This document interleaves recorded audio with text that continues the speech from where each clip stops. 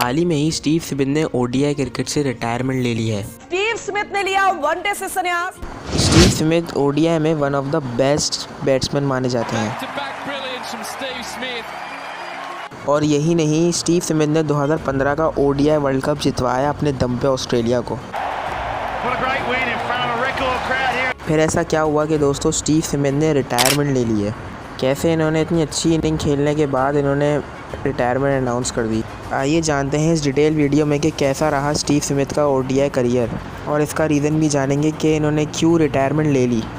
कहानी की शुरुआत होती है साल 2011 के ओडीआई वर्ल्ड कप से, जो स्टीव स्मिथ का पहला आईसीसी इवेंट था। और उस वर्ल्ड कप में Steve Smith as a allrounder आए थे, लेकिन स्टीव स्मिथ को सिर्फ 1 या 2 ही मैच खिलाए गए, क्योंकि उस टाइम पे ऑस्ट्रेलिया के पास शेन वॉटसन जैसे ऑलराउंडर थे, जिसकी वजह से स्टीव स्मिथ की जगह नहीं बन। फिर आता है साल 2013। उस साल स्टीव स्मिथ ने एक ओडीआई सेंचुरी लगाई, जिससे सेलेक्टर्स को लगा कि स्टीव स्मिथ बॉलिंग से ज़्यादा अच्छी बैटिंग कर रहे हैं, तो उनको बॉलिंग की कैटेगरी से हटा के बैटिंग में शिफ्ट कर दिया गया। फिर जब 2014 का साल आता है, उस साल स्टीव स्मिथ ने 12 ओडीआई खेले थे और उन्होंने रन बनाए थे 541 रन, और उनका एवरेज था 49.18। ये सब देखते हुए स्टीव स्मिथ को तीनों फॉर्मेट में नंबर 3 पर भेजे जाने लगा। फिर दोस्तों उसके अगले साल ही 2015 का ओडीआई वर्ल्ड कप आता है। उस पूरे वर्ल्ड कप में स्टीव स्मिथ को नंबर 3 पर बैटिंग कराई जाती है, और उस टाइम तक तो स्टीव स्मिथ नंबर 3 के परमानेंट बैटर बन चुके थे। और उस वर्ल्ड कप में स्टीव स्मिथ ने प्योर डोमिनेंस दिखाई थी। जब ऑस्ट्रेलिया और पाकिस्तान का क्वार्टर फाइनल मैच होता है, तो पाकिस्तान पहले बैटिंग करता है और 213 का टारगेट खड़ा कर देता है, जो कि काफ़ी आसान लग रहा था, लेकिन पाकिस्तान के बॉलर्स ने ऑस्ट्रेलियन टीम के 60 रन पे 3 आउट कर दिए थे। फिर स्टीव स्मिथ वहाँ पे क्रूशियल इनिंग खेलते हैं 65 रन्स की, और ऑस्ट्रेलिया वो मैच जीत जाता है।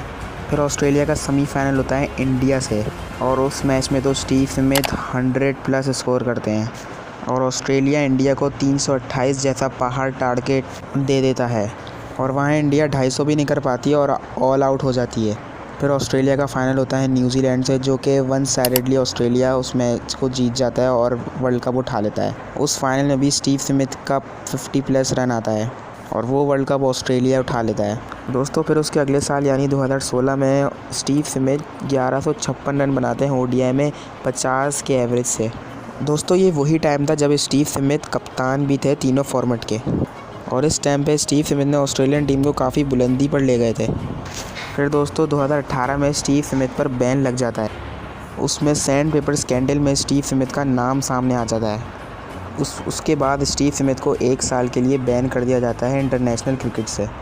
दोस्तों जब इन पे बैन लगा था, तो सब यही सोच रहे थे कि स्टीव स्मिथ अब कभी कमबैक नहीं कर पाएंगे, क्योंकि एक बंदा 1 साल के बाद टीम में वापस आ रहा है, तो उसका फैंस के ऊपर अलग प्रेशर, और फिर उसका कमबैक करना काफ़ी मुश्किल हो सकता है।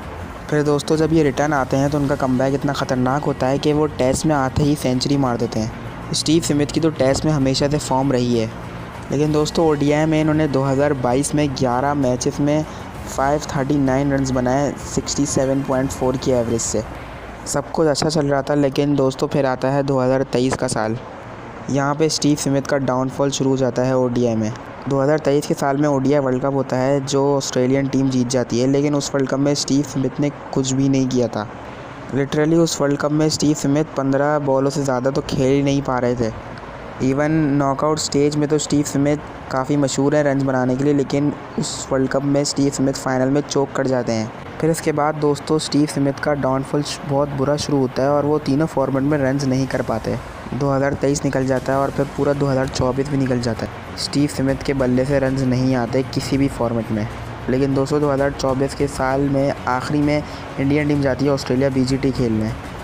उस सीरीज़ में स्टीव स्मिथ मार देते हैं 2 सेंचुरी। फिर उसके बाद श्रीलंका से जब इनकी टेस्ट सीरीज़ होती है, उसमें भी स्टीव स्मिथ 2 सेंचुरी लगा देते हैं। इसका मतलब स्टीव स्मिथ का कमबैक हो चुका था टेस्ट के अंदर। फिर आती है दोस्तों चैम्पियंस ट्रॉफ़ी, और इस चैम्पियंस ट्रॉफ़ी में स्टीव स्मिथ को कप्तानी दे दी जाती है। लेकिन दोस्तों स्टीव स्मिथ इस चैम्पियंस ट्रॉफ़ी में भी कुछ बड़ा नहीं कर पाते। इस बी टीम ऑस्ट्रेलिया के साथ वो ऑस्ट्रेलियन टीम को सेमीफाइनल में ले जाते हैं, और उनका मैच होता है इंडियन टीम से। उस मैच में जब स्टीव स्मिथ अच्छा खेल रहे होते हैं, तो सबको 2015 के सेमीफाइनल की याद आने लगती है। सब यही सोच रहे थे कि 2015 का सेमीफाइनल रिपीट हो जाएगा। जब ऑस्ट्रेलिया का पहला विकेट गिरा, तो ऑस्ट्रेलिया पे काफ़ी प्रेशर आ गया था, लेकिन स्टीव स्मिथ ने वहाँ प्रेशर संभाला लेकिन स्टीव स्मिथ सेंचुरी तक नहीं पहुंच पाए।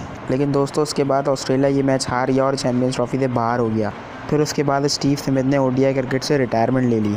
दोस्तों अगर हम इनके पीछे रीज़न की बात करें, इस रिटायरमेंट के पीछे रीज़न की बात करें तो रीज़न यही निकल कर आता है कि स्टीव स्मिथ टेस्ट क्रिकेट पे फोकस करना चाहते हैं। और दूसरा रीज़न ये भी निकल कर आ सकता है कि वो यंगस्टर्स को चांस देना चाहते हैं और उन्होंने ये खुद कहा था कि 2027 के वर्ल्ड कप के लिए यंगस्टर्स को ओडीआई में चांस दिया जाए वर्ल्ड कप की तैयारी के लिए। दोस्तों रीज़न तो बहुत हो सकते हैं कि स्टीव स्मिथ की फ़िटनेस की वजह से भी स्टीव स्मिथ ने रिटायरमेंट ले ली हो। दोस्तों आज की वीडियो बस यहीं तक।